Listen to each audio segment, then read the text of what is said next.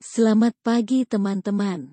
Salam sehat dan bahagia untuk kalian semuanya. Bagaimana kabar hari ini? Semoga tetap semangat ya. Pada hari ini kita akan belajar mengenai menelusuri jejak-jejak perjuangan dalam sejarah nasional dengan subtema menulis teks sejarah. Silakan perhatikan penjelasan saya. Tujuan pembelajaran. Setelah kalian belajar menulis teks sejarah pada kesempatan ini diharapkan kalian mampu untuk 1. Menyusun kerangka sejarah cerita pribadi. Dan 2. Mengembangkan kerangka sejarah cerita pribadi dengan memperhatikan struktur dan kebahasaan. Kalau biasanya kalian membaca teks sejarah atau teks cerita sejarah, sekarang kalian akan berlatih menulis sejarah kalian sendiri. Bagaimana caranya? Mari belajar bersama-sama. Apa itu teks sejarah? Semua masih ingat ya pengertian teks sejarah? Ingat, jangan keliru dengan pengertian teks cerita sejarah. Teks sejarah adalah tulisan yang berisi rangkaian kejadian atau peristiwa yang benar-benar pernah terjadi atau berlangsung di masa lalu. Sekali lagi, teks sejarah berupa fakta. Ini sangat berbeda dengan cerita sejarah. Mari kita ingat kembali perbedaan antara teks sejarah dengan teks cerita sejarah. Perbedaan teks sejarah dengan teks cerita sejarah adalah 1. Untuk teks sejarah menyajikan hal-hal faktual yang benar-benar ada dan pernah terjadi. Sedangkan kalau dalam teks cerita sejarah lebih bebas untuk menggambarkan sesuatu yang tidak pernah ada, atau boleh dikatakan sebagai imajinasi pengarangnya. Perbedaan kedua. Dalam teks sejarah harus disampaikan sesuatu yang sesuai dengan realita, tidak boleh ada rekayasa atau ditambah-tambahi. Sedangkan dalam teks cerita sejarah, penulis sepenuhnya bebas berimajinasi mengenai apa, kapan, siapa, dan di mana, namun tetap memiliki keterkaitan dengan situasi atau tokoh sejarah. 3. Dalam teks sejarah, hubungan antar fakta perlu direkonstruksi, setidaknya melibatkan topografis atau kronologisnya, sedangkan kalau dalam teks cerita sejarah, imajinasi dan kemampuan mencipta pengaranglah yang mewujudkan cerita sebagai suatu koherensi yang memiliki hubungan dengan situasi sejarah. 4.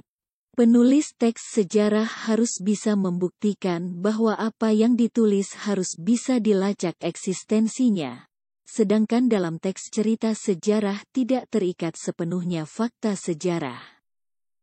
Tidak membutuhkan bukti atau saksi. Dan 5. Dalam teks sejarah, hubungan antar pelaku, situasi hidup dan keadaan masyarakat secara universal harus sesuai dengan kenyataan. Sedangkan dalam teks cerita sejarah, hubungan antar pelaku, situasi hidup, dan keadaan masyarakat dapat berasal dari imajinasi penulisnya, yang penting memiliki relevansi dengan sejarah. Semoga dengan penjelasan ini kalian semakin memahami perbedaan antara keduanya. Setelah kalian mengetahui perbedaan antara teks sejarah dengan teks cerita sejarah, supaya kalian tidak keliru dengan jenis teks yang lain, maka kalian juga perlu mengetahui struktur teks sejarah.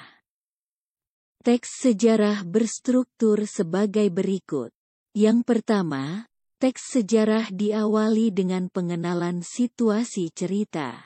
Atau orang sering menyebutnya dengan istilah orientasi atau exposition. Pada bagian ini, penulis mulai memperkenalkan latar belakang. Baik latar belakang waktu, latar belakang tempat, maupun lokasi dan awal mula kejadian atau peristiwa. Tokoh dan hubungan antar tokoh juga mulai diperkenalkan dengan cara yang sesuai dengan kebutuhannya. Bagian kedua dalam teks sejarah adalah pengungkapan peristiwa. Bagian ini mengungkapkan peristiwa atau kejadian awal yang berpotensi menimbulkan berbagai masalah, pertentangan, atau kesukaran yang menghadang tokoh, terutama tokoh utama atau protagonis. 3. Konflik atau rising action. Di sini terjadi peningkatan masalah, pertikaian atau peristiwa lainnya yang menyebabkan kesukaran tokoh ikut meningkat pula. 4. Puncak konflik atau komplikasi. Bagian ini merupakan bagian yang paling mendebarkan, menghebohkan, dan memuncak dari masalah, pertikaian, atau peristiwa lainnya yang dihadapi oleh para tokohnya.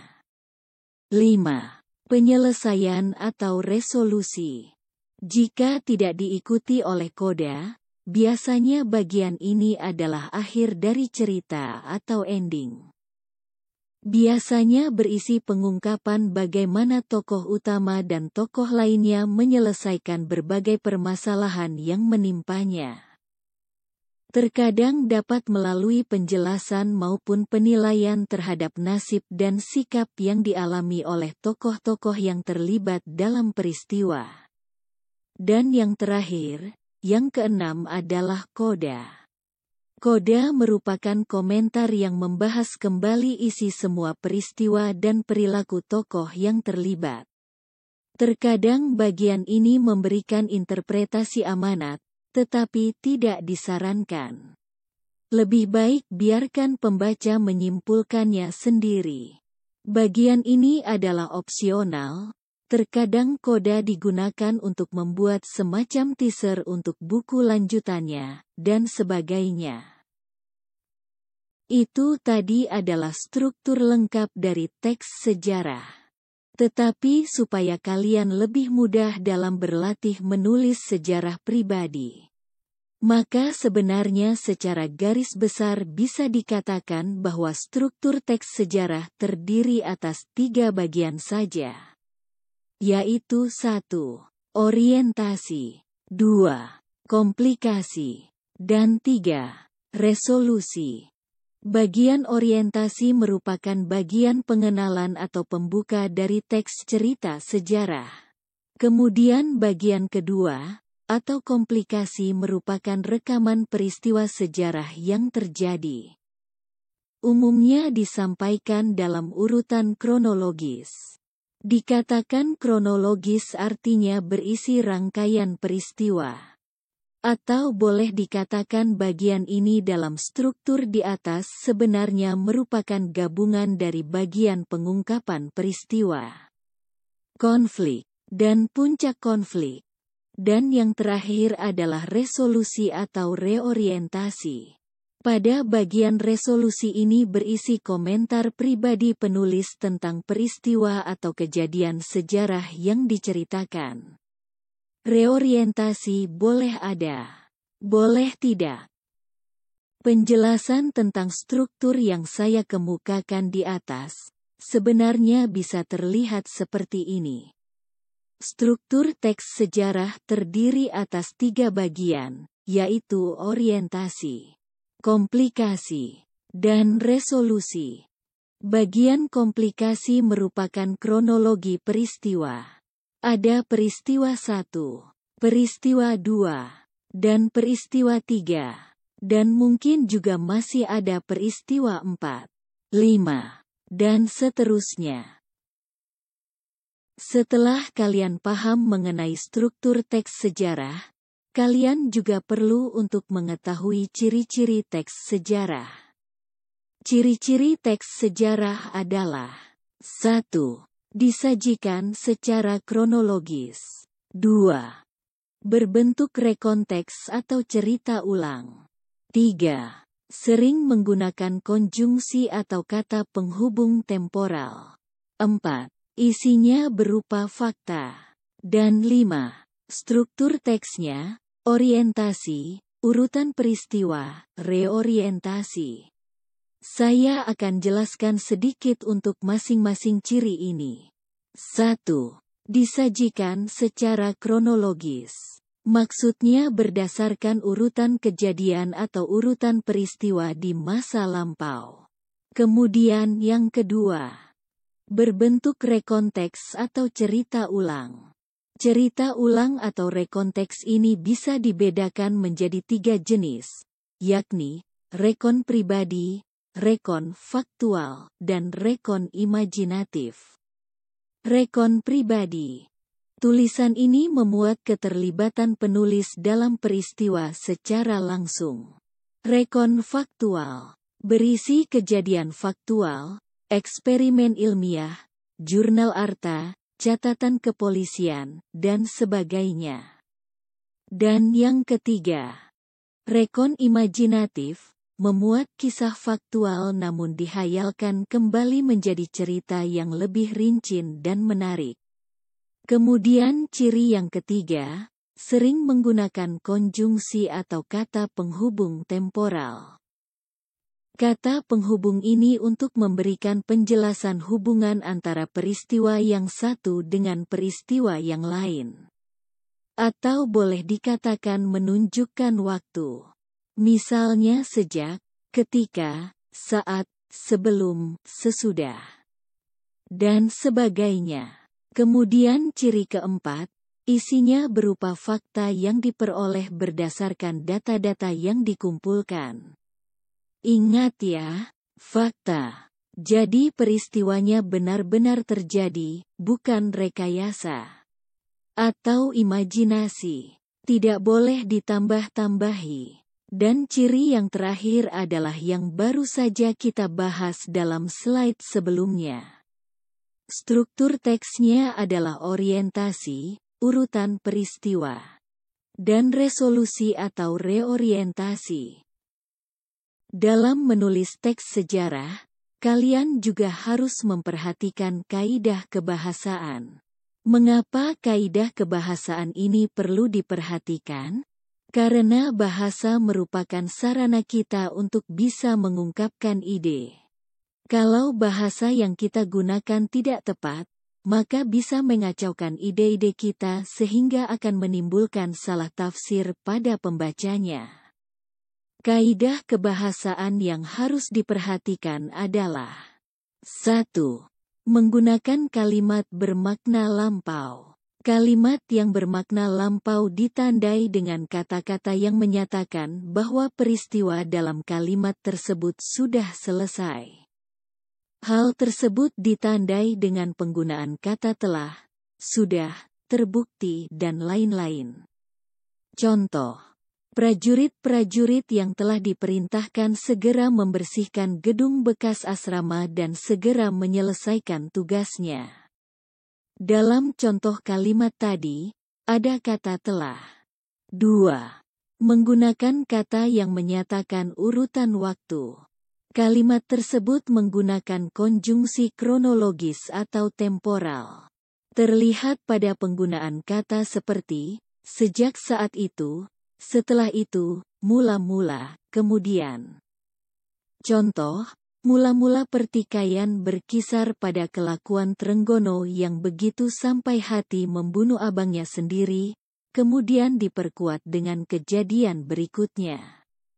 Dalam contoh tadi ada kata mula-mula dan kemudian. 3. Menggunakan kalimat tak langsung. Penggunaan kalimat tak langsung sebagai upaya untuk menceritakan tuturan seorang tokoh oleh penulisnya.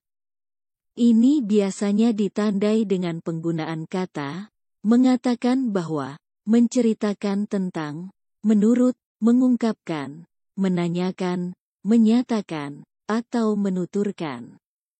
Contoh, Riung Samudera menyatakan bahwa ia masih bingung dengan semua penjelasan Kendit Galih tentang masalah itu. Dalam kalimat tadi terdapat kata menyatakan bahwa. 4. Menggunakan kata kerja atau verba mental. Kata kerja ini merupakan jenis kata kerja yang mengekspresikan respons atau sikap seseorang terhadap suatu tindakan, keberadaan, atau pengalaman. Kata kerja mental juga disebut sebagai verba tingkah laku atau kata kerja behavioral yang menggambarkan perilaku atau tindakan seseorang ketika menghadapi keadaan tertentu.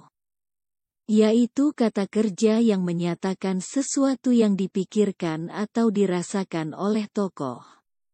Misalnya, jawaban itu mengecewakan para musafir.